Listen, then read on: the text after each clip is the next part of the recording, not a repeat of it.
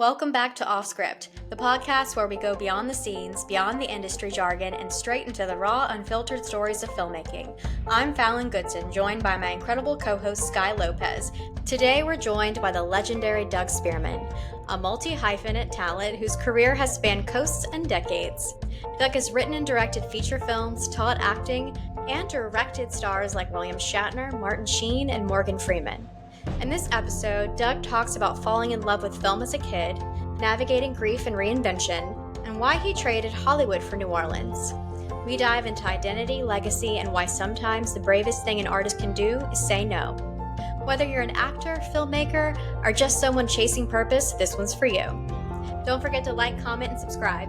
Now, let's go off script. Hello, everyone. Thanks for joining on another episode of Offscript. And today we have the fabulous Doug Spearman here. Doug, do you want to give a little intro, just maybe a 30-second spiel about yourself? Well, I live in New Orleans, but I lived in New York and LA for most of my life. Until the last 5 years, I've been acting since I was 14. And I'm a lot older than that. I've written and directed 2 feature films, hundreds of plays, thousands of commercials. I teach acting at Loyola, and I have a private studio here. And I've just been really lucky to have a career as a writer, director, actor. Wow, that's so cool. Why the film industry? What was your journey? What journey made you choose this career path? Well, my parents were a lot older than everybody else's parents. My parents were in their 40s when I was born, and they grew up in movie theaters, you know. And my dad used to take me to the movies every Thursday, and that was our thing to do. And I remember the very first movie that my dad took me to see was a John Wayne movie around 1967 called The War Wagon. And you have to understand, it started with the movie theater itself, because there was something about being in a big plush red velvet seat in front of these big red curtains, and it would open, and there was just huge people.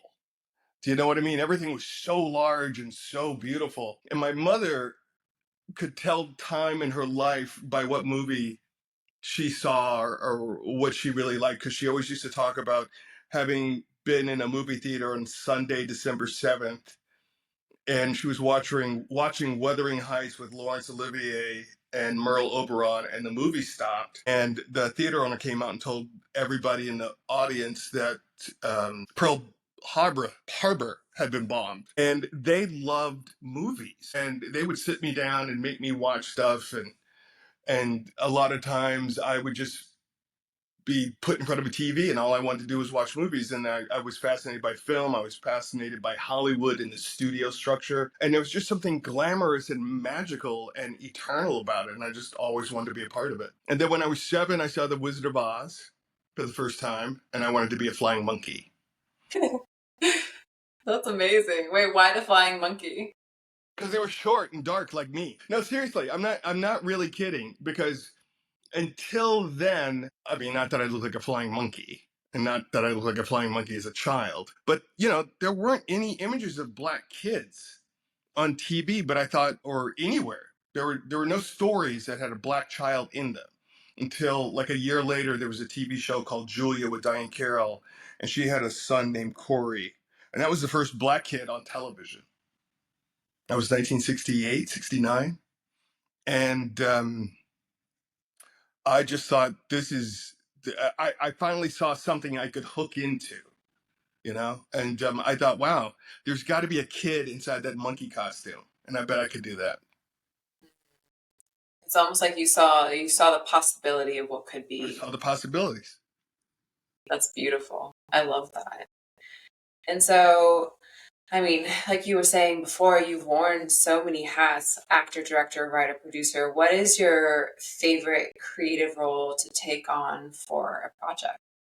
Directing, writing and directing, but directing for sure. So I was raised as an only child. And when you're an only child, you're sort of playing on the floor with all of the G.I. Joes and the Barbies and the Hot Wheels and the blocks, and you're making a whole world, and you're moving around all the pieces. And the most childlike I feel and the most adult is when I'm actually directing somebody, when I'm actually helping bodies move through space. When you're an actor, you're a G.I. Joe or a Barbie. But when you're the director, you're all of them, you're world building.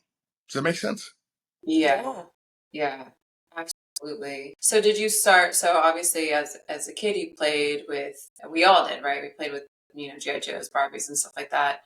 But you started with acting first, and how did you segue, right? Did you start with acting first? Yeah, well, the first time I was on stage, I mean, this is such an actor story. This is how I know I'm supposed to be. Acting was something. So when I was in the second grade, I was at a place called Ridgecrest Elementary School in Hyattsville, Maryland. And the Christmas play was the very first Christmas play. And I wanted to be the tin soldier in the play. And I didn't get the part. Carl Artis got the part. But I was like second angel on the right hand side of the stage.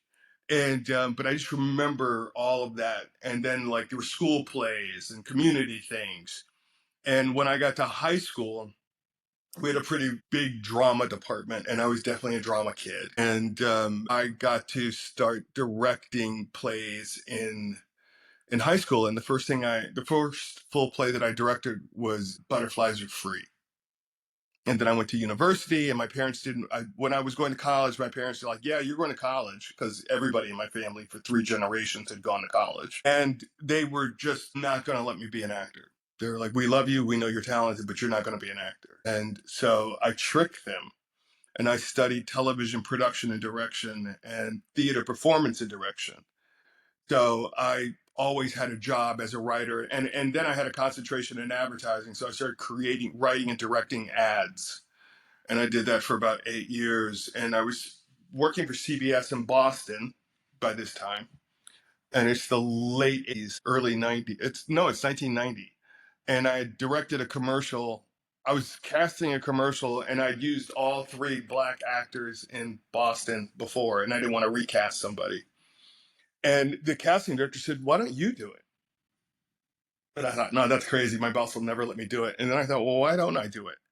Well, I didn't do it for them, but I went and I started looking for acting work because I had a lot of friends who were actors. And I thought, that's it. I'm just going to start acting.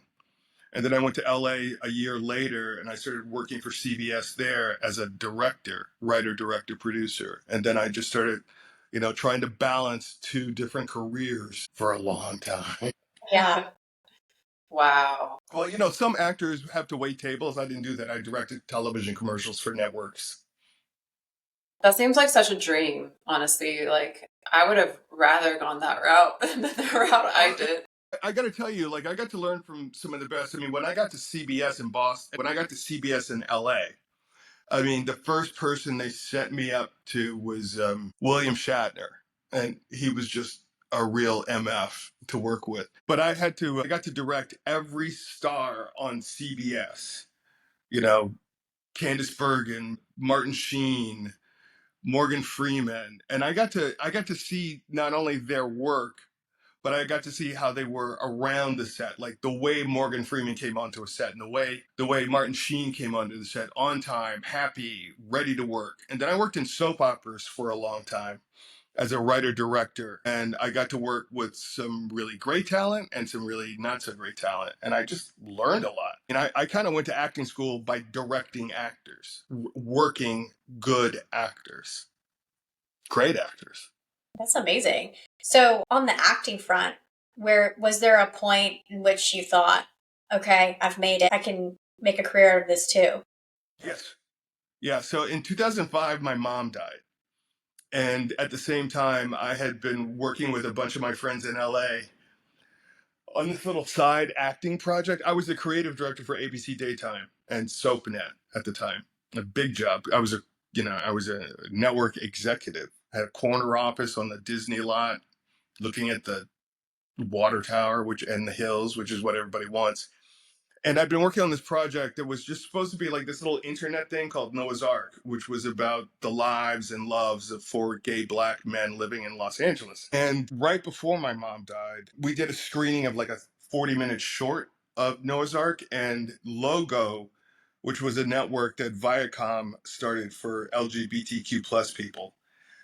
bought Noah's Ark and decided to turn it into a television series. And we ran for a couple seasons. We did a couple of movies. And I was having a hard time juggling the grief of my mom's death, starting the show, and working at ABC. And I realized I didn't need the salary from ABC anymore. And I didn't have to pay my mom's bills. And I'd been wanting a television series since I was, a little kid. I just walked in one day and I quit my job. And I just focused on acting. That's such a dream. That is such a dream. Wow, that's beautiful. Well, it was a dream born out of like my own mental health. I mean, I was going nuts. I didn't have time to grieve for my mom. I had this super high pressure job, as a network executive, and they were making me make a choice between do the thing that you love or the thing that makes you money. And I figured there's got to be a way to do both. And I just thought, I'm just going to take a chance. I'm just going to quit. And I quit. And I did a job. And it's funny, I was just in New York the last couple of days.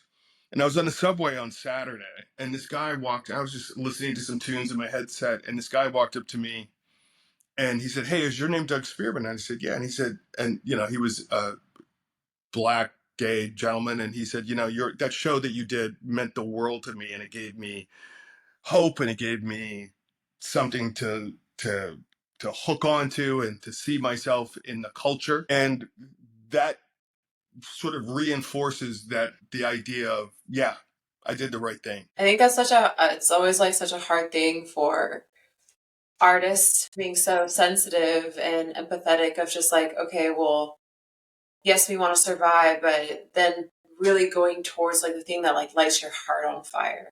Yeah. And it's a tough industry, right? Like it's a tough one to like have to like continue to choose yourself over and over again to do the thing that like helps you. And I know everyone's journey into this industry is so different and comes with its own things. Right. And sometimes I have to. Sometimes I've turned down things because I don't think it's good for my mental health, or it's not the kind of part that I want, or the kind of thing that I want to leave in the world for eternity. Like there's certain, like I remember the first time I turned down a role, it was like back in the '90s. I had been cast in a movie where I was a pimp. And, wow. And I had to hit a woman, I had to beat a woman. And I said, I'm not doing that, because I didn't want, that's not what I want to do. There's certain kind of gay roles I don't want to play, And that's interesting too. And maybe you can give some advice for actors, because we're told, I mean, at least in my school, you're told to do as much as possible, right? And then at one point do you get to then be selective, or it's just like, actually, this is not really the career path, the vision that I want people to see me as. But then you're like stuck in between this place of like doing as much as possible so that you can get your work out there. And then kind of like, you're like surfing this fine line of, but is this really what I want people to see me in type of thing? Yeah, that's always a choice. That's always a choice. So, but the thing is, I was taught that Hollywood is plan B, that if you really want to make something yourself, you've got to hold out and do what you love. I don't care. I mean, yeah, my first movie is on YouTube, and it was was it a student film? I don't think it was a student film. It was, I don't know, it was an independent film. They shot it in black and white on film. And I look at that now and I am awful. I mean, it's horrible. I get killed at the end of the movie and I'm the lead, and it's just like, ugh. And my death is just like, it's just so overwrought. I mean, I did everything but go, ugh. I mean, it was really bad acting. So yeah, you got to do a lot to earn your chops. But you know what? I was in and out of class with the same teachers for about 26 years. And I learned more in class sometimes than I did on set. Sometimes on stage, sometimes in the chair. And I think it's different now for like actors of your generation, Sky, because you have so much opportunity to create your own content and get it out there and work on it and work on it and work on it. I know you're a filmmaker. I've seen some of your stuff. But when I was, like to get a film made, I mean, now you can make a film on your phone, right? This has a 4K camera on it or 5K camera on it. But when I was there, you had to buy film. You had to go to Kodak. You had to steal ends of rolls from productions if you could. You needed a 16 or a 35 millimeter camera. And now you could, I could literally shoot a movie on my phone or my laptop, just move it around. I see stuff like that all the time. I mean, I was kind of shoveled through this sort of narrow gap that, as the years have gone on, has opened up, and it's become a lot more democratized. You know, in the sense of like making a film or making a play or making a short. You can do more now than you could when I was first coming up 20 years ago. 30 years ago, for sure. But you always have a choice. You always have a choice. I believe the universe hates a vacuum. And if something doesn't sit well in your gut, don't do it. Yeah. Is that why you went into teaching? Just of what all that time in the classroom provided for you? Is that what inspired you to start teaching? Well, my teachers saw me. Well, the first time I taught was at the Sags Conservatory in Boston in 1989, and I taught there for a couple of years because I was a director in town. I was a writer. I was a director producer in town. And I wasn't even acting when I started teaching, but I'd been directing. You know, so I was 20. Hell, I was nominated for 2 Emmys as a director before the age of 27, and then when I got to Hollywood and I started taking classes, and then I had the opportunity to start directing actors in my acting classes, and I realized that I really, really enjoyed it because I was working. It's like I like getting my hands in the clay. And then I was just given so much by so many fantastic teachers and so many people that I worked with and studied with that my teachers were like, why don't you teach the class today? You know, and they started turning in 2010. Richard Lawson, who I owe a great lifelong debt to, and he's one of my favorite people in the world and a really great actor and a role model for me as an actor and a writer and a director and a creator. And he let me start directing for him and not directing, but teaching for him in 2010. And I taught at Richard's studio for 8 years. And then when I moved to New Orleans, I moved to New Orleans in 2020, right after I released my second feature. And I realized that there wasn't an ongoing scene study class because I was in class twice a week, every week for 24 years, 24, 25 years. So I thought I'm going to start a class because this is what you can't train in a workshop. I mean, you can get a couple of like itty bitty things, but unless you're on your feet all the time, week after week, watching people get up there, win, fail, you're not really growing. And some people don't know how to learn. Does that make sense? They don't understand that, I was taught that actors are psychologists, social scientists, anthropologists, sociologists, historians. Even in high school, my very first acting teacher said, you've got to learn Greek, Latin, French, German. We started reading, when I was 14, we started with the very first written plays, which were the Greek plays, Sophocles. And then we worked all the way through, like the very first European play was a passion play written by a 12th century German nun named Horsvita. And they taught us what it was for.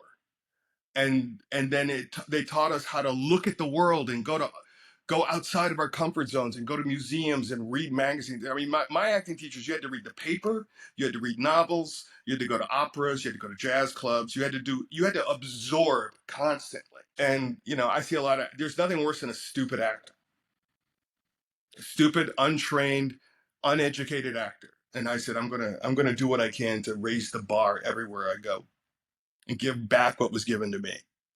That's so beautiful. I mean, you have to, it's like we're actors are reflecting humanity back at humanity. So if you're like, don't know how to connect with all these different aspects, then you're just going to stay almost like a flat actor, right? You only have not only that, but you don't understand context.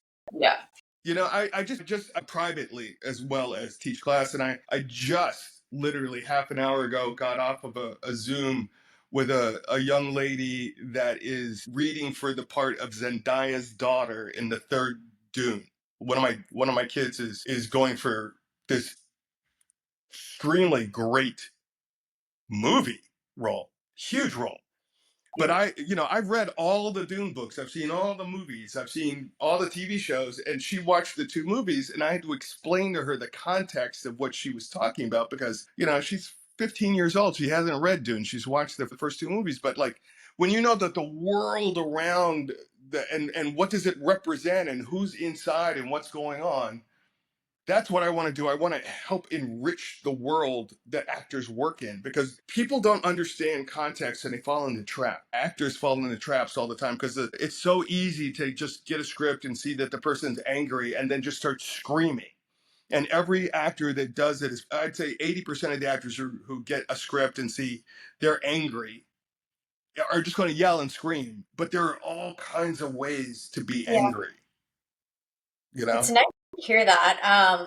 I spend quite a lot of time doing research and background work and just kind of devouring everything I can. And sometimes even people will say, like, you do too much, you work too much, like on the background and everything. And I don't find like that it gets in my way, but it's nice to hear someone who is a proponent of that and really preaches that. So you can't be over prepared.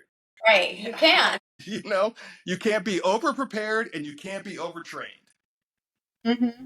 You know, it's better to go in and go, oh, like, okay, I got it. But because you can always, you know, so many people are lazy. You know, they just, you know, and they're different approaches. Everybody has a different approach.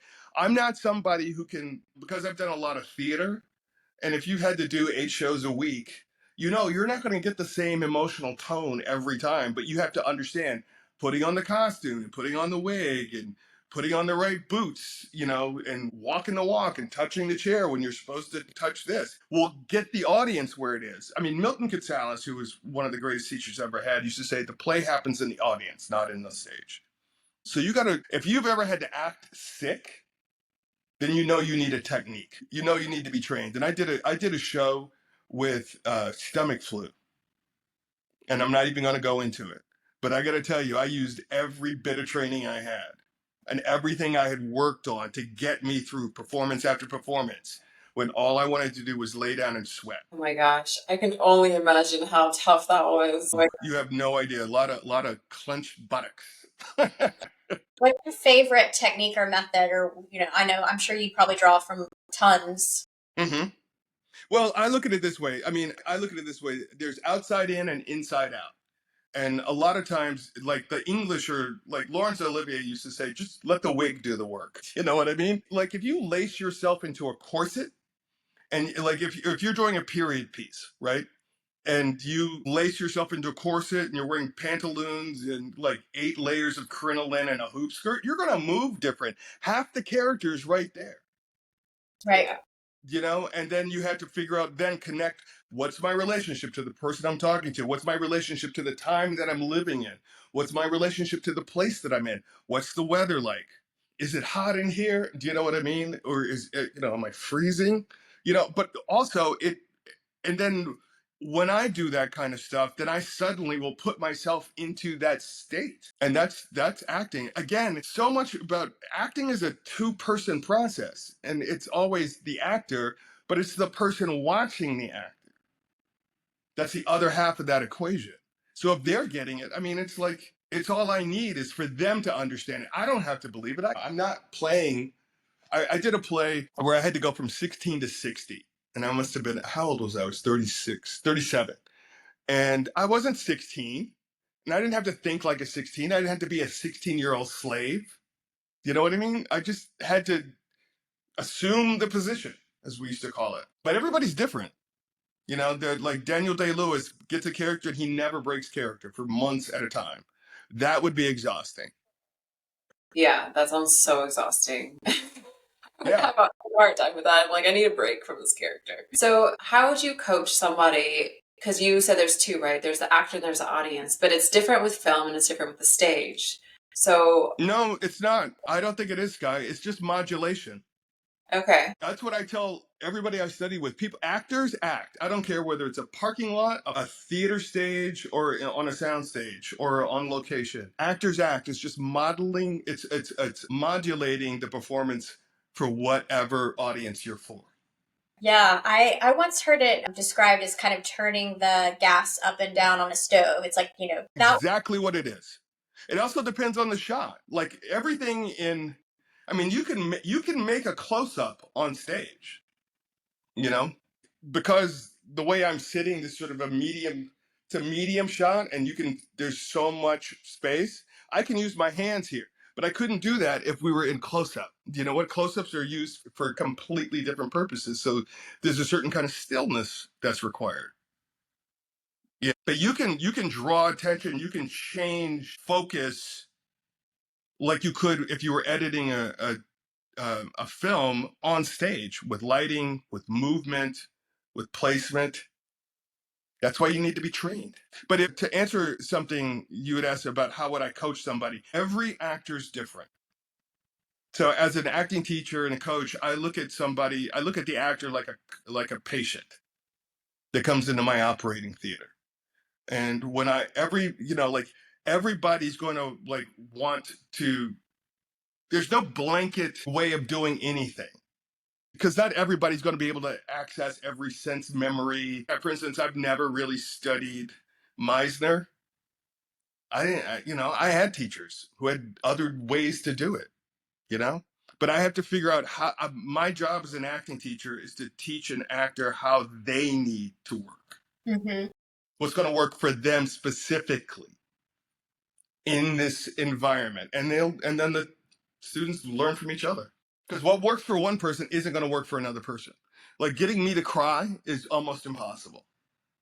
In fact, I was years into my career before I cried in an audition, and it was because I realized sad things don't make me cry. I cry when I'm happy. Mm-hmm.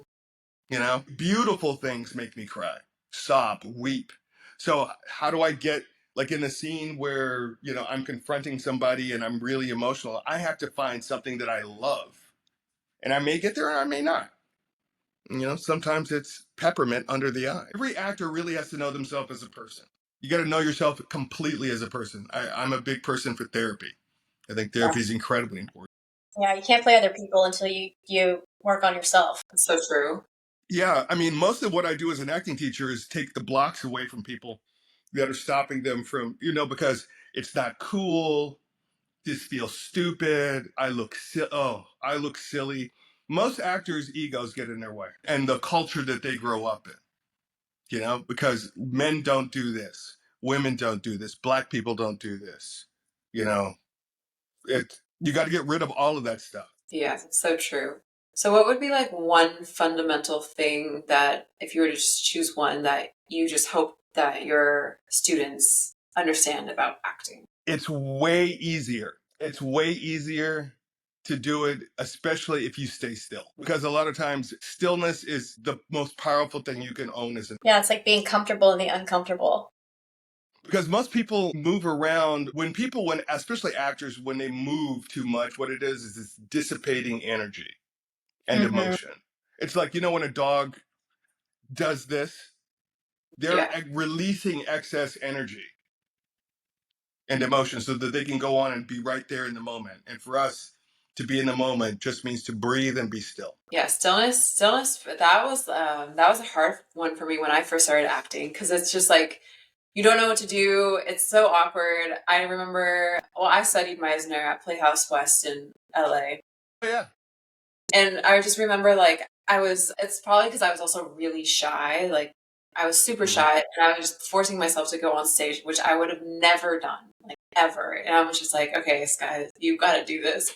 And I just remember not knowing what to do with my hands, and just the hands is a big one. I still do it sometimes when I'm doing it right now too. Like, well, I can't see it, but I watch actors' hands a lot because I used to have that thing too. I don't know what to do with my hands. And I was watching Anthony Hopkins in Remains of the Day, and the way he uses his hands is so great.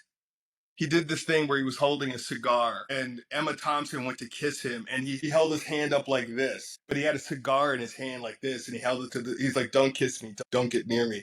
And then he turned around and smoked.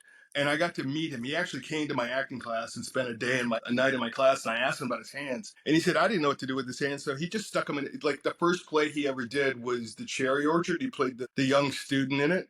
And he said he didn't know what to do with his hands, so he stuck them in his pocket. And he kept them there the whole play. And I'm like, that's freaking genius. Yeah. I like to walk around with my hands behind my back. Love putting my hands behind my back. Just because they get out of the way. And I'm like, and it says a lot about a person. I was in an acting class and we weren't really allowed to move into the next level until we could, see the images, deliver the monologue, everything with our hands behind our back. We weren't allowed to use our hands like at all. It was, Really? yeah. I That's studied out. fantastic.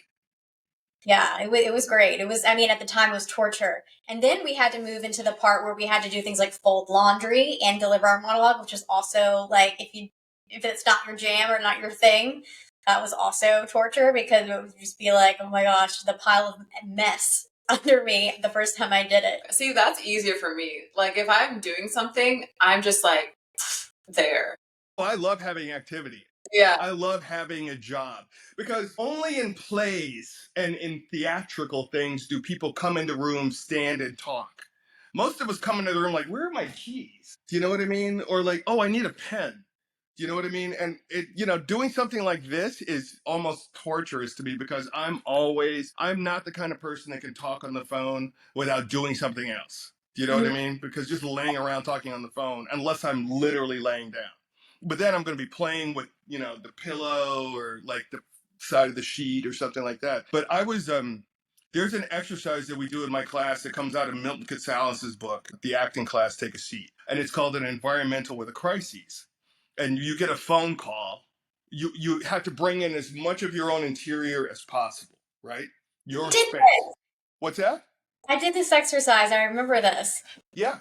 And I did it with the first time I did it folding laundry. Wait, can you explain it? I've never done this, so can you explain it? So what it is, you bring in as much of your environment. Like if I were gonna, I would like, I'd take the hassock and maybe, some stuff from the bookshelf and the pillows on my sofa, and I would bring them in. I would make my living room, and then I would give myself something to do, like fold laundry, or paint my nails. Just can't read or be on your phone.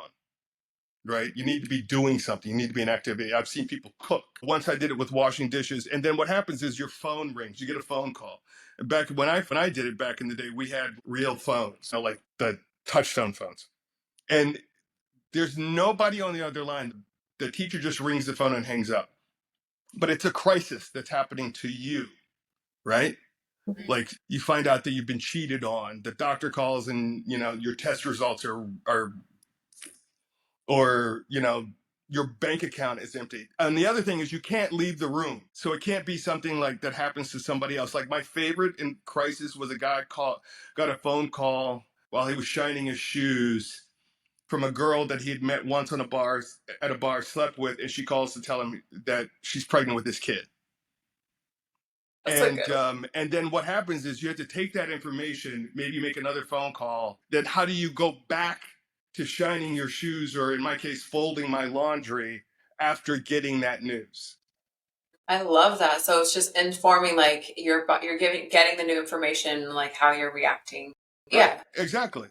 I mean, we do it all the time. Do you know what I mean? Have you ever been somewhere and have you ever been, either of you ever been somewhere where you run into an ex, like at a party? And you're having a great time. You got dressed that night. You put on your great outfit. Your hair's looking fly, and your makeup is spectacular. And you're there with your people. And all of a sudden, your ex walks in, and you see him across the room. What do you do? Yeah. How do you play? What happens now? And they don't know you're there. You're going to be different at that party. Yeah. You might, if you want to get them back, you might go flirt with somebody. You might laugh a little too loud to get their attention. That's a crisis. That's an environmental with a crisis right there. Everything in life is about everything in dramatic life, theater, TV, film, stage. It's always about somebody does something and everything goes left when it was supposed to go right. That moment before. Yeah. And the moment before is that moment before, and the moment before that, and the moment before that, and the moment before that. We talk about that moment before a lot in class because it informs what you're doing right now in this moment. Yep. Yeah. Moment before, moment after, how you're going to exit, all that stuff. Yeah. And also, what are you talking about? Like, there's a big thing that I teach class that, like, if you don't know what you're saying, why are you talking? Yeah. If you don't know what you're talking about, you can always hear it when an actor doesn't know what they're talking about. They don't know the reference, they don't know the history of the relationship. They don't even know how to pronounce the other actor's character's name. You can hear it go flat.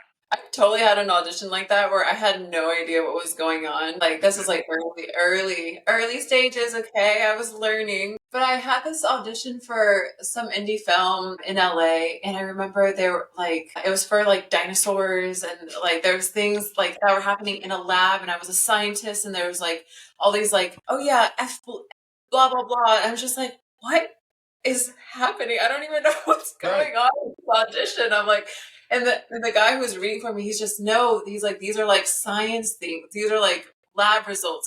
Sometimes it's hard because I had no context either. In the sense that sometimes you get auditions and you have no context as to what is going on. And it was an indie film, so random. There weren't like books or like things prior to this film. It was just like some random indie film, and I'm just like, I don't know what I'm doing.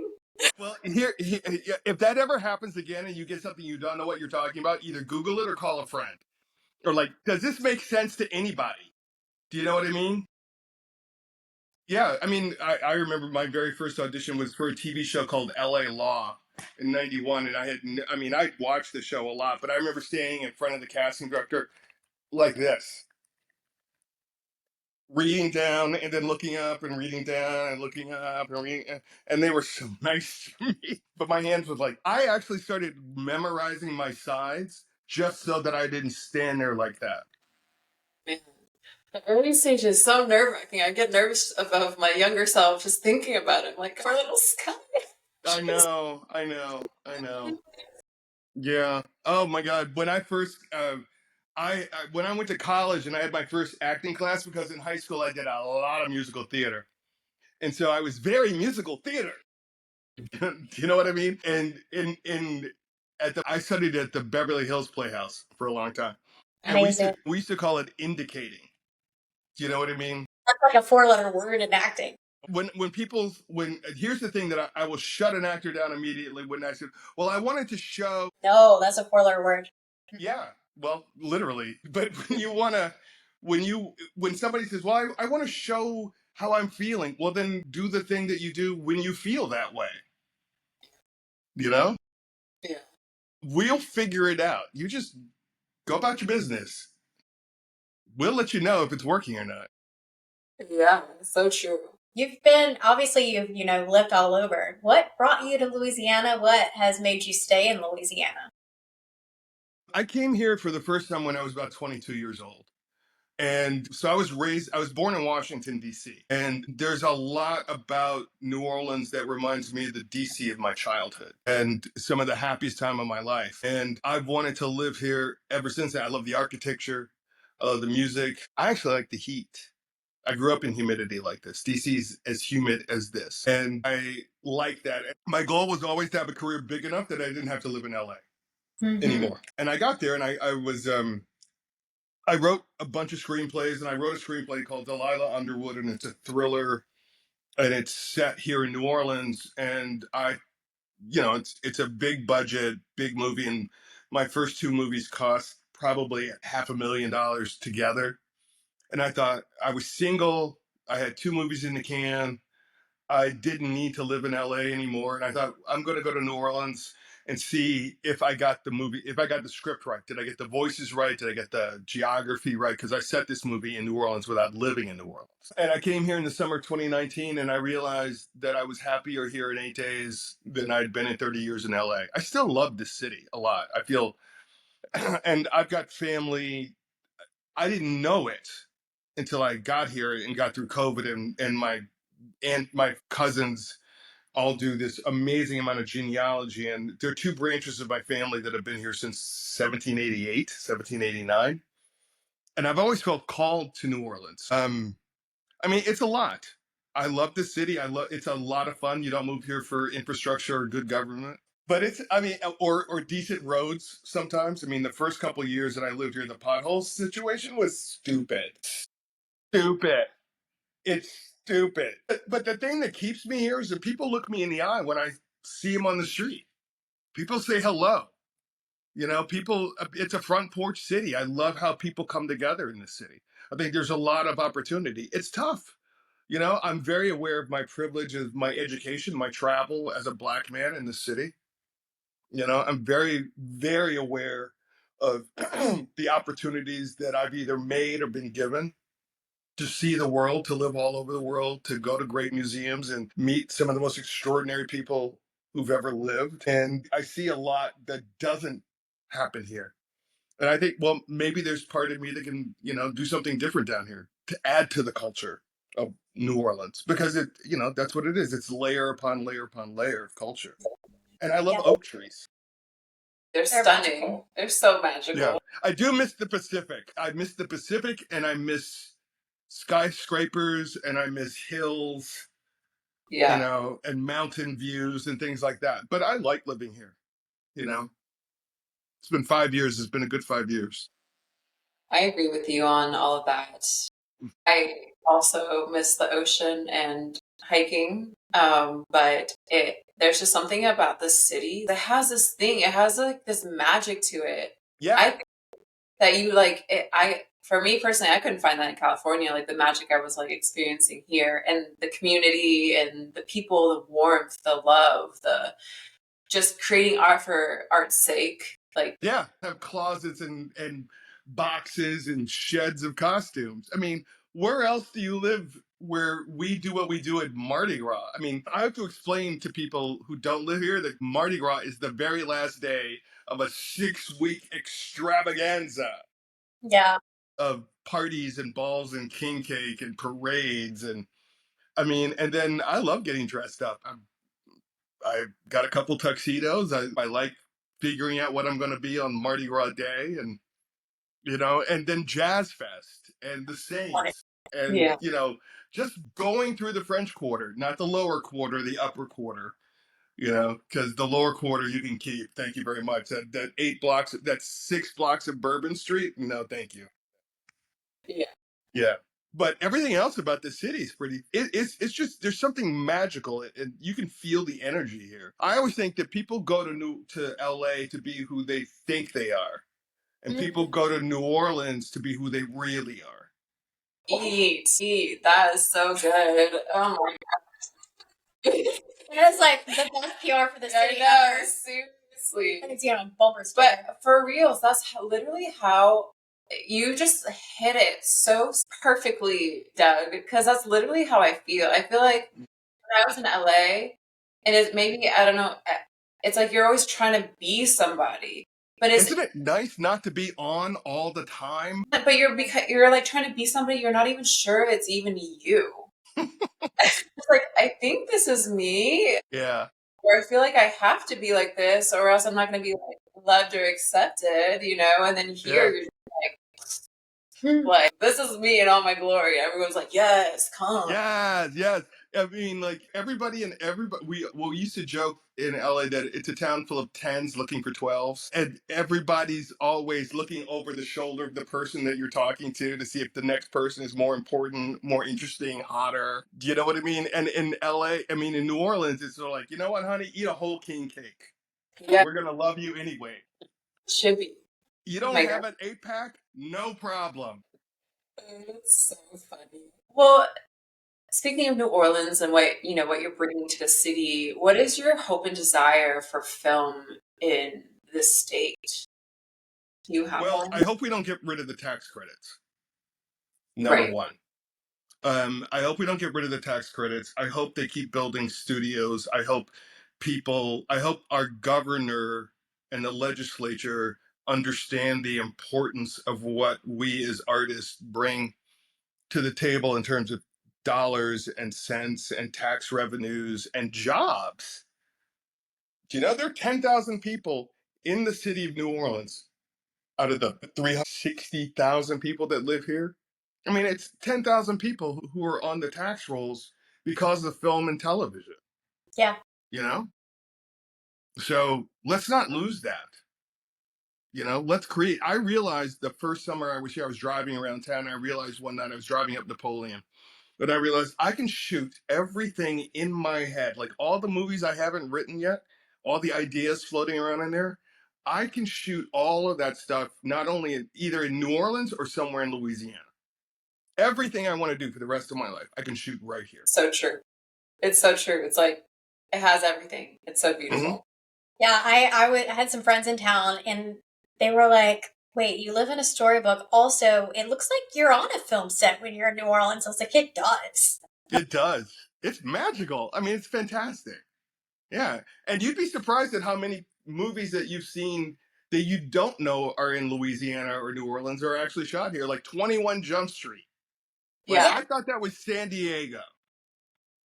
I did. I swore to God it was San Diego. I had no idea it wasn't. Or Yeah. Long Beach, California. What's going on right now, or what's up next? What are you excited to be working on or hoping to be working on?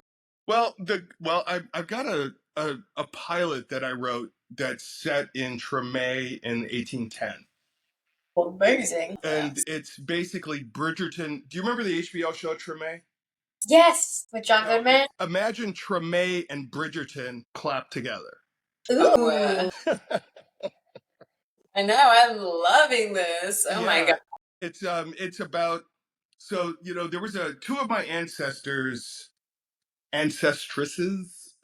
my female ancestors were in what were called plissage relationships with white Frenchmen. And those were contractual relationships where a white guy would have a house in the quarter or in the Treme, then he'd have a house uptown or a plantation outside of, and a white wife.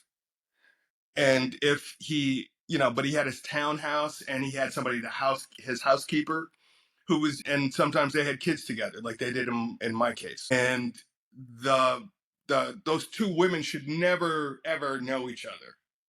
The white wife and the free black woman who is the housekeeper. They should never meet. They should never know each other. But what happens if they're friends? What happens if they know each other and the problem that they're trying to solve is the dude? Now, what if he's the problem? So I wrote that. I'd like to see Delilah Underwood, that thriller that I talked about earlier, get made.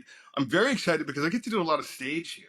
So I teach 2 classes. I teach at Loyola. I'll be teaching again in the fall. But I'm about to start a project for Louisiana Shakespeare Tulane this summer that I'm very excited about. I'm playing the lead in a play, and I can't remember the last time I was the lead in anything. I'm usually, supporting my butt off. But I'm really looking forward to this Moliere play that I'm going to do. So there you go. That sounds amazing. I'm so excited for you. Yeah, we saw you in Crescent City when you did Vanya, Sonia, is it Masha and Spike? Did I say that right? Vanya and Sonia and Masha and Spike. Didn't you see A Doll's House too? Yes, I did. Oh, good. Yes. That was so much fun. Oh my gosh, y'all look like you had a blast on that one. Oh my God. I 5 of us working together was so rich and wonderful. And I love it when everybody's on their game and hitting really hard. And we're like, oh, that was good. Well, watch this, So, I like being challenged. I like it when the bar gets raised. And, that's really all I'm here to do is just help raise the bar. Well, you do such beautiful work on all fronts. I've even audited one of your classes. I've seen you teach. You're such a wonderful teacher, and feel free to come back. I know. I will.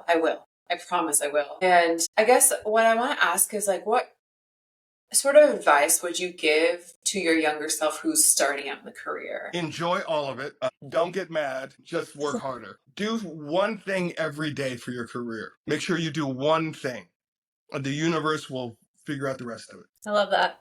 Me too. Put feet under your dreams.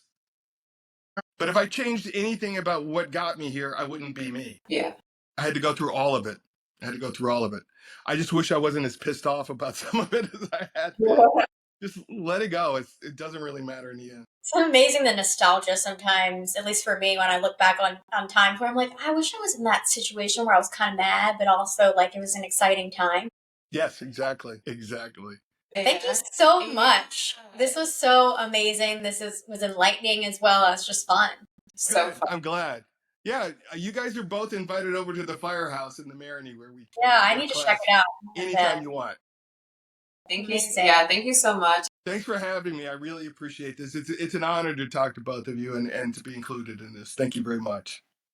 Oh my gosh, it's an honor for us to have you. So thank you. And we'll have to get together outside of this and just have some coffee and catch up.